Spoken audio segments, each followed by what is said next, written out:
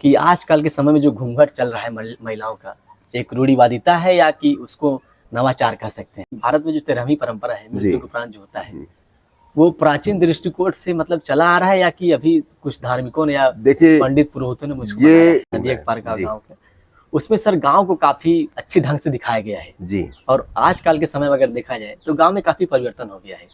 तो व्यक्ति को गांव में रहना चाहिए या पलायन करके शहर में भी जाना चाहिए? नमस्कार तरुण मित्रों, मैं लक्ष्मण कुमार अपने यूट्यूब चैनल जौनपुर वाला में एक बार फिर आप सभी का स्वागत खैरमकदम करता हूं। दोस्तों, आज हमारे सामने बहुत ही अजीम शख्सियत, रूहानियत के अवतार आदरणीय श्री शिव शंकर गुरु जी हमारे साथ हैं, जो कि भूतपूर्व संयुक्त सचिव रह चुके हैं लखनऊ उत्तर प्रदेश के, और इलाहाबाद यूनिवर्सिटी के परा स्नातक भी छात्र रह चुके हैं वहाँ के।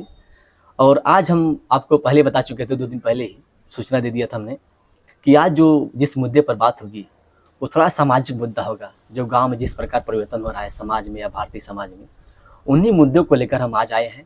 आप लोगों के कई दर्जनों प्रश्न आए हैं हमारे पास, उन्हीं प्रश्नों को लेकर आज हम चर्चा करेंगे।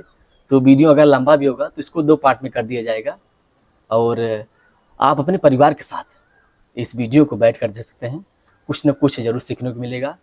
तो एक बार फिर गुरु जी के श्री चरण प्रणाम करता हूँ, आपका स्वागत करता हूँ। तो अपना कुछ परिचय दीजिए गुरु जी। जी, मैं शिव शंकर द्विवेदी, उत्तर प्रदेश सचिवालय सेवा से संयुक्त सचिव के पद पर सेवानिवृत्त अधिकारी हूँ। सचिवालय सेवा का मैं अधिकारी रहा हूँ। मैं इलाहाबाद विश्वविद्यालय से दर्शन शास्त्र विभाग से परास्नातक हूँ। संप्रति सेवानिवृत्त होकर के मैं अपने दार्शनिक विचार अमोक्ष के संदर्भ में काम कर रहा हूँ। इस दिशा में मैंने सैकड़ों लेख लिखा है, कई पुस्तकें भी प्रकाशित की है, और भविष्य में भी योजना ये है कि अधिक से अधिक लोगों तक सोशल मीडिया के माध्यम से पहुंच करके अपने दार्शनिक विचार अमोक्ष के प्रति लोगों को अवगत कराऊं, लोगों को जागरूक करूं। क्योंकि अमोक्ष वैसे तो मेरा कोई नया विचार नहीं है, देखा जाए तो यह सनातन विचार है जी। ऋग वेद की ऋचाओं में अमोक्ष के स्वर हैं जी। यह बड़ा दुर्भाग्य है कि व्याख्या के स्तर पर हमारे शास्त्रकारों ने जीवन का लक्ष्य, जीवन की प्रक्रिया से मुक्ति को मानते हुए मोक्ष चतुर्थ पुरुषार्थ के रूप में स्वीकार कर लिया है, और पूरा प्रयास किया है कि मोक्ष का सिद्धांत ऋचाओं से निश्चित हुआ है। जबकि यदि कोई भी व्यक्ति, चाहे सामान्य व्यक्ति हो चाहे विद्वान व्यक्ति हो, यदि वो ऋचाओं को अपने स्तर से पढ़ेगा, बिना किसी टीका टिप्पणी के पढ़ेगा जी, तो उसे अनुभव होगा कि ऋचाओं में जीवन से पलायन का कहीं भी कोई भी संकेत नहीं है। ऋचाओं में मोक्ष का एक भी उदाहरण या एक भी सिद्धांत या एक भी अभिकथन नहीं मिलेगा। ये जो कुछ भी है मोक्ष चतुर्थ पुरुषार्थ के रूप में जो स्वीकार किया गया है, वह त्रुटिपूर्ण व्याख्या की देन है। जी जी, धन्यवाद गुरु जी। दोस्तों, अगर आप गुरु जी के चैनल से जुड़ना चाहते हैं, इनके चैनल का नाम अमोक्ष सिद्धांत है, अमोक्ष करके है, अमोक्ष @26। अच्छा, उस पर आप विजिट करके कुछ दार्शनिक चीज़ों को आप सीख सकते हैं, उनको सिरधार कर सकते हैं जीवन में, और समाज को भी सिखा सकते हैं। तो सबसे पहले प्रश्न गुरु जी मेरा समाज को लेकर है जी। एक प्रश्न आया था रेखा जी का, उनका प्रश्न था कि आजकल के समय में जो घूंघट चल रहा है महिलाओं का, एक रूढ़िवादिता है या कि उसको नवाचार कह सकते हैं? देखिए, इसको पहनना चाहिए या हटा देना चाहिए? हमारी सनातन संस्कृति में जी घूंघट का कहीं कोई उल्लेख नहीं मिलता है जी जी। क्योंकि जब हमने चिंतन आरंभ किया था, जब हम पूर्ण रूप से स्वतंत्र हुआ करते थे जी जी, हमारी सामाजिक व्यवस्था ऐसी थी जिसमें कि महिला और पुरुष दोनों कंधे से कंधा मिलाकर चलते थे जी जी। किसी प्रकार का किसी को भय नहीं था, घूंघट तो अपने को छुपाने का एक माध्यम है। माध्यम है।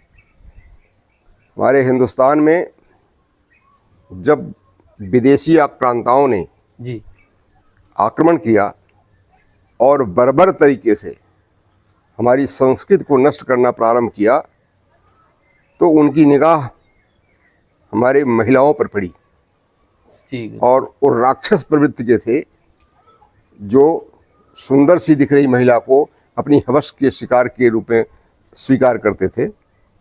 उन शिकारियों से, अधम मनुष्यों की प्रवृत्तियों से बचने के लिए समाज ने स्त्रियों के लिए घूंघट का प्रावधान कर दिया है। जी जी मेरा अपना मानना है, या कोई भी सभ्य आदमी मेरे इस मत से असहमत नहीं व्यक्त कर सकता है, जी बिल्कुल। कि घूंघट निश्चित रूप से महिलाओं का अपमान है।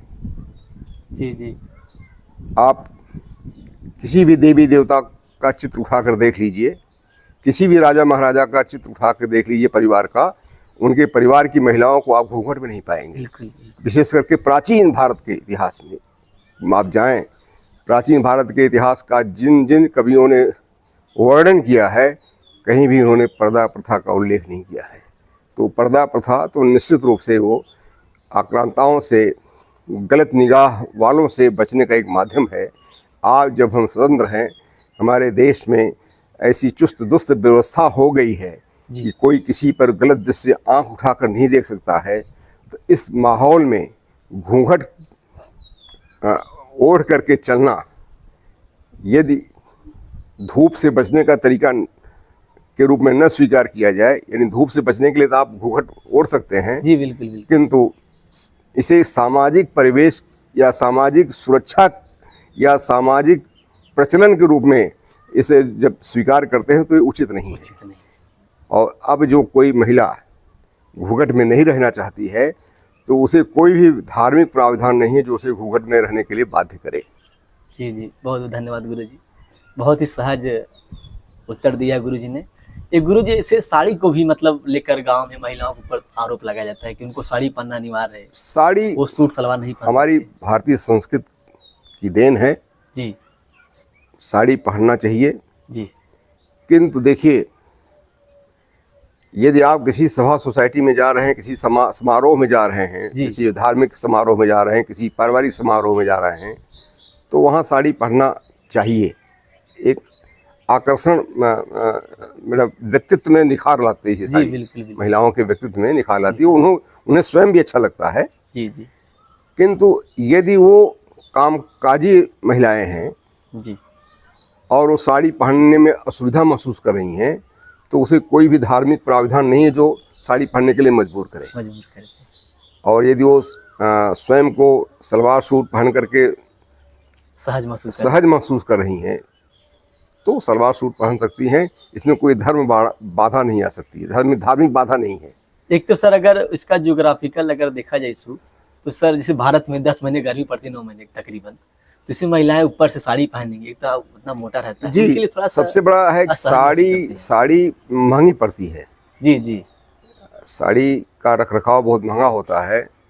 सूट से आप शरीर के सारे अंग को आराम से ढक लेते ढक सकते हैं जी। जबकि साड़ी पहनने से बहुत अंग अनावृत रह जाते हैं, जी जी ढके नहीं रह पाते हैं। जी बिल्कुल। तो ऐसी स्थिति में व्यक्तिगत रूप से मैं तो साड़ी को यदा कदा ही पहनने की सलाह दूंगा। जी जी सामान्य स्थिति में यदि कोई महिला, कोई लड़की सूट पहन रही है तो बुरा नहीं है। अच्छा। और यह एक उपयोगिता की दृष्टि से भी अच्छा है कि ये महिलाएं यदि इजी फील कर रही हैं साड़ी पहनने में, सूट पहनने में, तो सूट पहनने कहीं कोई दिक्कत नहीं है।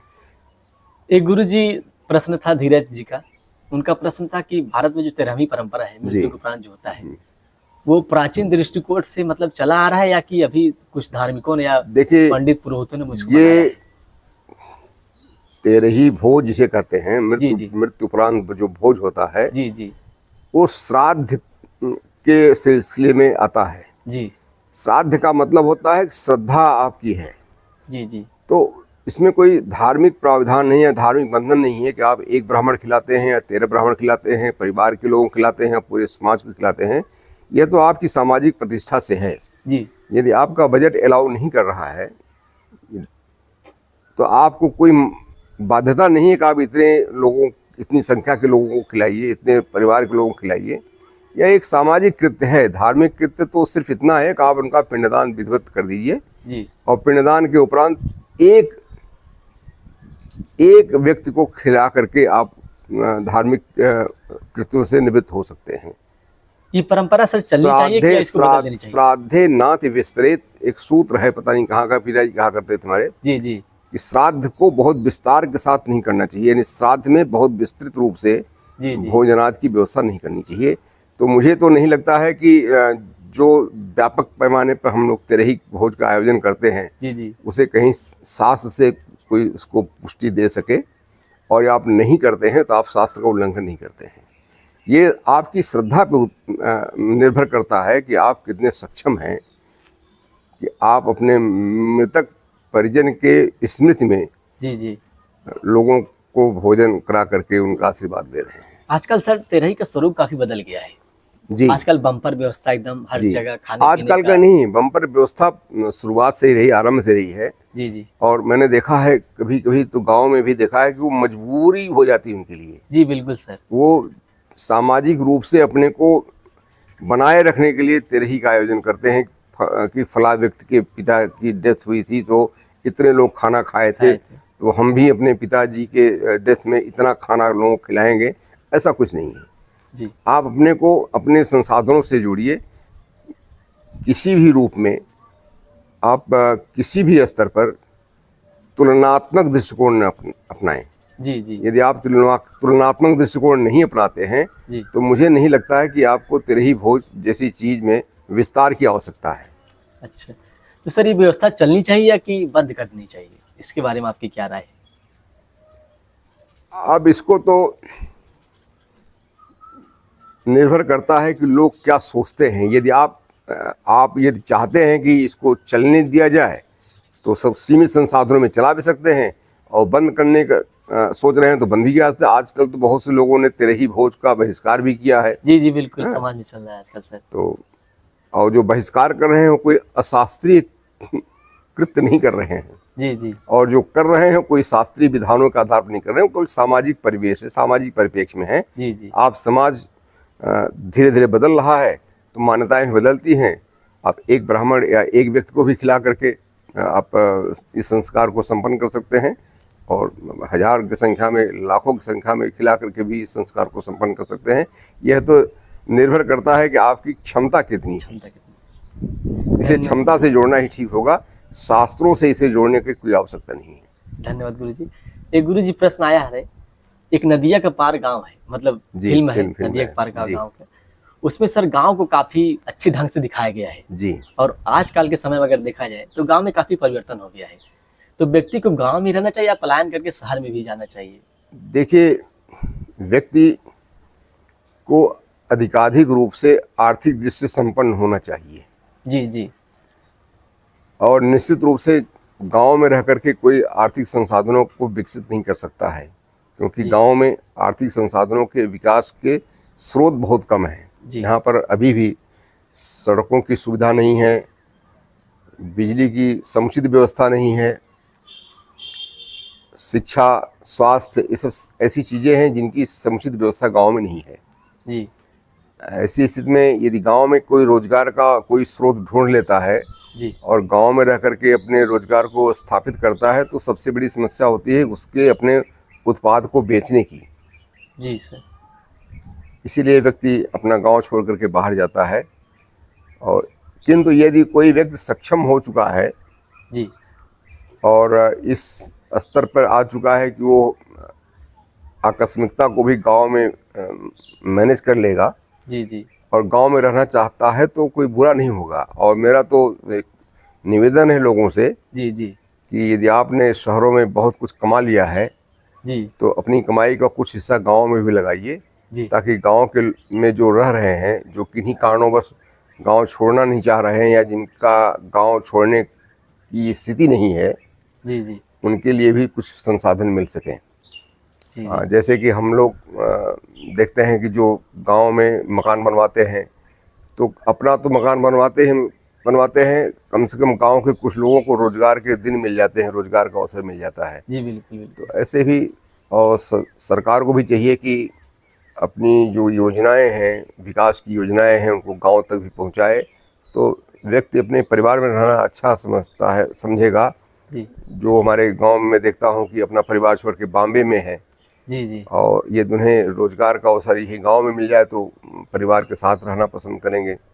परिवार को बॉम्बे में ले जाएंगे तो असुविधा होगी, उन्हें ज़्यादा खर्चा देना पड़ेगा। जी सर जी। ये सब बातें हैं। तो मेरा तो यही निवेदन है कि यदि व्यक्ति सक्षम होता जा रहा है और गांव में रह करके अपनी सक्षमता को बरकरार किया है। करने की स्थिति में है, जी जी तो गांव में रहता है तो कोई बुरा नहीं है। गांव की तरफ लोगों को ध्यान देना चाहिए, क्योंकि हमारी वर्जिन तो गांव से शुरू होती है। जी जी और यदि हम गांव से संपर्क बनाए रखेंगे, और संपर्क बनाए रहेंगे, तो कुछ न कुछ तो हम गांव में निवेश करेंगे ही नहीं करेंगे, और हम जो निवेश करेंगे तो उसका लाभ तो निश्चित रूप से अन्य लोगों को भी मिलेगा। तो इसलिए गांव के प्रति दृष्टिकोण सकारात्मक रखना चाहिए। जी।